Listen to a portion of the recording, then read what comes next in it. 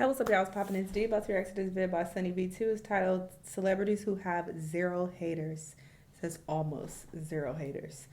Sure. Let's see who they're claiming that everyone loves. Let's watch. These 10 beloved celebrities, which one has the absolute fewest haters? Well, let's begin by looking at Jack Black, whose hilarious paparazzi interactions are just one reason almost I everybody saw my Crocodile Dundee. That's his name.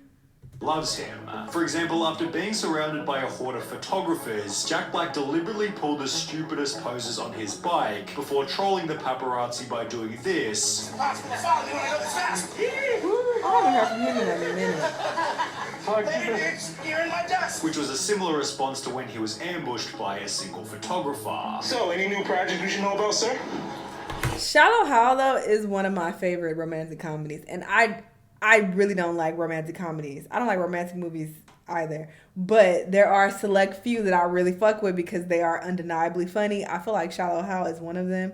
It's a very creative twist on a romantic comedy as well. I think it's hilarious. I feel like it's a classic, honestly, in the genre. And also Forgetting Sarah Marshall. That's another one. I feel like there's a few others. I really like How to Lose a Guy in 10 Days as well. I think that's a good one. It's a creative concept.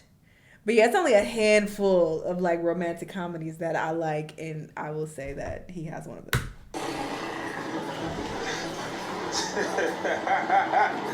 While most celebrities are concerned about keeping a manicured image, Jack Black shows that being an idiot can be just as beneficial, although he's also able to show maturity in the moments where it matters, like when he took the time to sing to a young kid who was a fan of School of Rock. Jack Black, he's just such a lovable guy. How could you not like him? Met him once briefly, he was nice enough. He was really great with his kid. Something about Jack Black just feels so human. But while Jack Black has always been loved by everybody, the now loved John Cena was once disliked by many. As the face of the WWE for roughly 15 years, people have said about John Cena, "I hated him when he was being shoved down our throats by Vince," while a Sportster article claimed he was disliked for being overpushed. This had only been done, however, because he was too perfect. He maintains a clean image outside of WWE and is a perfect role model for kids who form a big part of WWE's fan base, and he carried the company on his back through and through for over 15 years. He was a reliable name for WWE during that time, not to mention he learned one of the world's hardest languages just to further the company's presence. WWE has really never been able to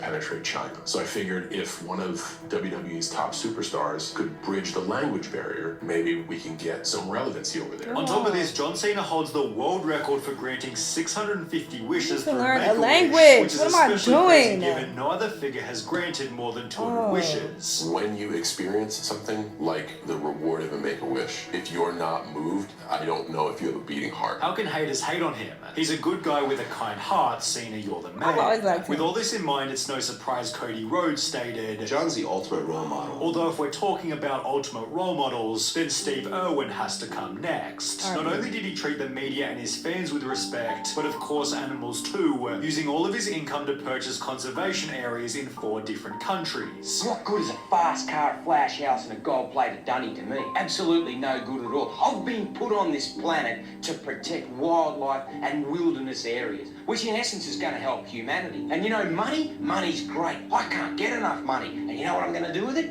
I'm going to buy wilderness areas with it. Every single cent I get goes straight into conservation. And guess what, Charles? I don't give a rip whose money it is, mate. I'll use it and I'll spend it on buying land. When interviewed by The Age in 2003, Steve used the interview to promote the protection of endangered species, and it seems his good nature was continued by the rest of his family. I never met Steve, but met the rest of the family when they were filming on Morton Island. A great bunch, friendly, approachable, so knowledgeable and willing to have a chat. Won us all over and were more than happy to join us for a drink in the evening. Steve Irwin was so kind toward animals that even after being killed by a stingray, fans have stated, "I'm still a firm believer that Steve would have been like, Cricket, I'm so sorry Stingray, I didn't mean to scare you. You were just defending yourself and I was in your space. Gosh, what a beauty." Admittedly, there are people who don't like Steve because he kept animals locked in his zoo, although finding a reason to hate Terry Crews is a much more difficult mission. In fact, when you Google Terry Crews in the media, all you'll find is articles like 19 reasons why Terry Crews is a gift to the world, and 9 of the biggest reasons to love Terry Crews Crews. Or the scandal will pop up.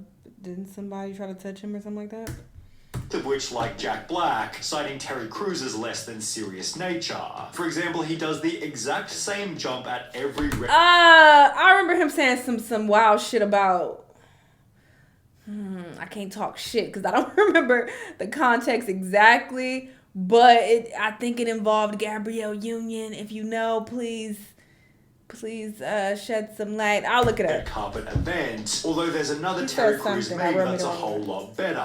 Daniel the Goat wrote on Twitter, I keep this pic of Terry Crews in my wallet so I can see it when I'm about to waste money on things I don't need, lol, which Terry realized was a pretty good idea. I keep this pic of myself in my wallet so I can see it when I'm about to waste money on things I don't need, lol. Although the reason Terry Crews is ideal for the photo is because he's also incredibly disciplined. In a Reddit AMA, he explained, Oh, yes. Something along these lines. Again, look it up yourself if you want all of the tea. But Gabrielle Union came out and said that she experienced racism or something like that on America's Got Talent. And I feel like he came out and was like, I didn't receive no racism. I don't know what she talking about. Something like that. I'm paraphrasing, obviously. But, yeah. And I was just like, what the fuck? Almost 2 hours a day working but he apologized and it's therefore no surprise he's built such a crazy physique, which has helped him to land some of Hollywood's most lovable roles, like Cheeseburger Eddie and Latrell Spencer from White Chicks. Terry Crews has also maintained his marriage for almost 35 years, which is a great indicator of likability, given Tom Hanks has done the same. In fact, the only time Tom Hanks ever got angry in public was when somebody bumped into his wife. Oh, period. Knocking over my wife. Although he has been exposed for behaving badly on film sets, only the person who exposed him was Tom Hanks himself. Not everybody is at their best every single day on a motion picture set, the two-time Oscar winner said. I've had tough days trying to be a professional, where my life has been falling apart in more ways than one, and the requirement for me that day is to be funny, charming, and loving, and it's the last way I feel. Despite often feeling frazzled, Tom Hanks appears legendary in almost every role. However, even then his movies are often hated, well, again by Tom Hanks himself. Okay, let's admit this. We have all seen movies that we hate. I've been in some movies that I hate. You have seen some of my movies and you hate them, with Tom's honesty about his bad moments only making him even more likable. In fact, the only location you might find a Tom Hanks hater is r/unpopular opinion, where one user responded, upvote to the realest unpopular opinion I've ever seen on this sub. Well done, you absolute psychopath. Although nothing would be more psychopathic than despising Bob Ross, who was not only loved for his extremely wholesome persona, but also for inspiring millions to become artists themselves. Bob's show brought me so much joy, peace, and encouragement as a child. It was one of the reasons I started painting. I remember buying my first painting set and painting along to one of his episodes. I eventually realized that his style of painting was not for me, but his warm heart and gentle encouragement is something that I will never forget. In fact, every time I make mistakes in one of my paintings, I hear him saying, we don't make mistakes, just happy little accidents. This follows Bob Ross's other philosophy that being different is not bad or good, it just is. And in case this wasn't wholesome enough, Bob Ross donated around 1,200 paintings, which was sold to help with fundraisers, while he refused to be paid by PBS for his show, and instead gave all 403 episodes to the TV network for free. Although with one single article about Bob Ross once being difficult to work with, it seems Weird Al Yankovic's legacy might be even cleaner. His genuinely funny songs had the advantage of being part of everybody's childhood, and while his interviews already show that he's a super awesome guy, those who have met him in real life say he's even cooler. For example, Patton Oswalt once said that Weird Al is the lone exception to the phrase never meet your heroes, while Kurt Cobain literally said he knew Nirvana had made it when Weird Al called him to get permission to parody Smells Like Teen Spirit. This is because Weird Al personally reaches out to each artist before he parodies them, not because it's required by law, but instead out of respect. Even then, Weird Al pays royalties to those he chooses to parody, which in turn makes him loved by other artists, except for Coolio or Weird Al Yankovic's one and only hater.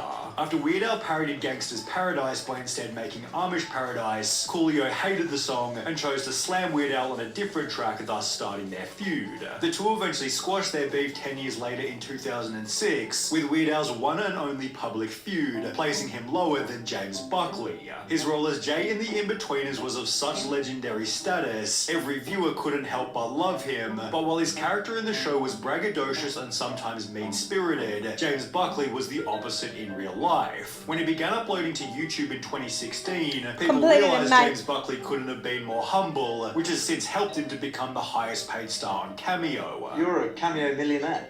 Yeah, I don't want to rip people off. I charge 40 quid, you know, two mates can go in, 20 quid each, their other mate down the pub. The only real disaster in James Buckley's career was the Inbetweeners 10-year reunion, prompting him to tweet feeling pretty hated right now. Although given James Buckley is one of the smaller celebrities on this list, Keanu Reeves has to come next. His lack of haters can be summarized by two simple words, likable vibe. Keanu Reeves is known for being one of the most relaxed, humble, down-to-earth guys in Hollywood, being spotted on subways and park benches as if he were just another person. On a subreddit dedicated to Keanu Reeves being awesome, the second top post of all time reads, "Actors that nobody hates annual meeting," followed by Keanu sitting beside Tom Hanks. In fact, Keanu Reeves is so loved on Reddit, he overtook Barack Obama to achieve the most upvoted AMA of all time, where he used most of the attention to prop up other actors. This discussion about him being loved only makes others join the train and like him also, although there's one more celebrity who likely has even fewer haters, the one and only Mr. Rogers. His lack of cynics requires little explanation. Fred Rogers was simply unhateable. His demeanor was so kind, calm and caring that when his car was stolen from outside of the network, the thieves returned the car to the exact same spot 2 days later, with a note on the windscreen reading, "If we'd known it was yours, we never would have taken it." Mr. Rogers was the definition of leading by example, as Fred's work for the greater good did not take the form of marching, rallying or picketing. Fred didn't march against Jim Crow, he cast black actors on his program, with his kind nature certainly extending to outside of the show. I actually met him a few times when I was younger. I knew his grandson, and his personality wasn't just some facade he used on camera. He was genuinely one of the nicest people I've ever met. By all accounts, he actually was the kind and gentle man that he appeared to be on TV.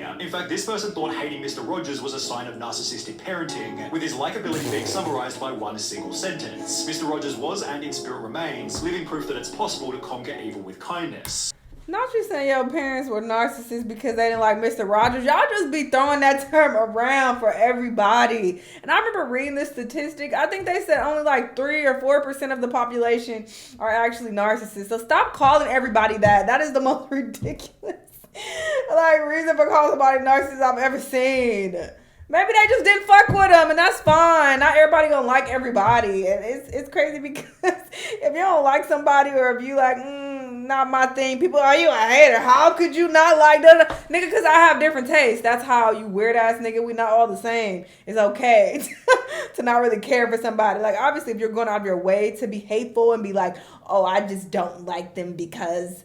You know, if you're just making shit up, then it's like, okay, that's one thing. But, you know, sometimes people just don't really vibe with certain with certain characters or certain celebrities, and that's okay. You feel me? So there's that. But I'm sure all the people are great, you know, cool.